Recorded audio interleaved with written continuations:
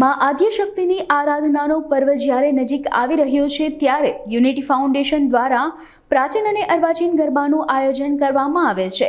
હિન્દુ સંસ્કૃતિ જળવાઈ રહે તે માટે યુનિટી ફાઉન્ડેશન દ્વારા છેલ્લા 1 વર્ષથી અવનવા પ્રયાસો કરે છે તેમજ બેસ્ટ સિંગર અને ઓર્કેસ્ટ્રા સાથે આ આયોજન કરવામાં આવશે। દીકરીઓને અલગ અલગ ઇનામો આપવામાં આવશે। સિક્યુરિટી સિસ્ટમ અને સીસીટીવી કેમેરા વગેરે જેવા પરિબળો સાથે આયોજન કરવામાં આવશે। આ અંગે સમગ્ર માહિતી अब तक મીડિયા હાઉસની મુલાકાતે આવેલા યુનિટી ફાઉન્ડેશનના સભ્યોએ પૂરી પાડી હતી। હરેશભાઈ કાનાણી, અમારું ગ્રુપ યુનિટી ફાઉન્ડેશન એના નેજા નીચળ અમે દર વર્ષે પ્રાચીન અને અર્વાચીન દાંડિયા રાસનું આયોજન કરી રહ્યા છીએ।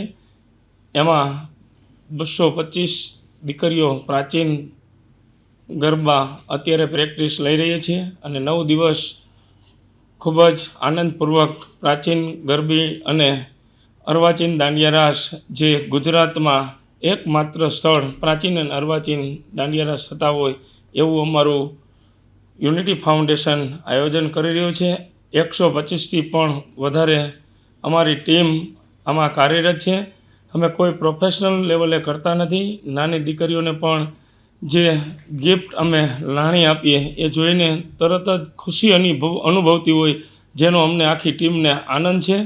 પ્રાચીનમાં 225 દીકરીઓ રમે છે અને અર્વાચીનમાં 1500થી વધારે એના પારિવારિક, એના મમ્મી પપ્પા, એના દાદા દાદી પણ આ જ ગ્રાઉન્ડમાં રમી શકે એવું અમારું આયોજન છે।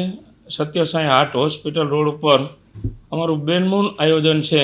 આકર્ષણનું કેન્દ્ર એ રહ્યું છે કે 55થી પણ વધારે સોસાયટીઓ આજુબાજુની જે આ પ્રાચીન અર્વાચીન દાંડિયા રાસમાં ભાગ લેતી હોય અને પારિવારિક માહોલનો અનુભવ થતો હોય એવું અમને ફીલ થતું હોય છે, જેનો અમને ખૂબ જ આનંદ છે। પ્રાચીન ગરબીમાં જે બાળાઓ રમે છે તે આપણી હિન્દુ સંસ્કૃતિ, ભારતીય સંસ્કૃતિને ઉજાગર કરવા માટે અમારો મેઇન આશય રહેલો છે। એમાં દીકરીઓને જે અમે નોર્મલ ફી લઈ એની ડબલ નહીં પણ એનાથી વધારે અમે લાણી આપીએ છીએ। એટલા માટે જ અમારે પહેલેથી ફોર્મ ભરવાનું ચાલુ કરીએ ત્યારથી જ ભલામણોનો દોર ચાલુ રહે છે, પરંતુ અમે અમારી મર્યાદાને ધ્યાનમાં રાખી ગયા વર્ષે 150 દીકરીઓ રમતી હતી, આ વખતે 225નો આંકડો અમે વટાવી ચૂક્યા છીએ।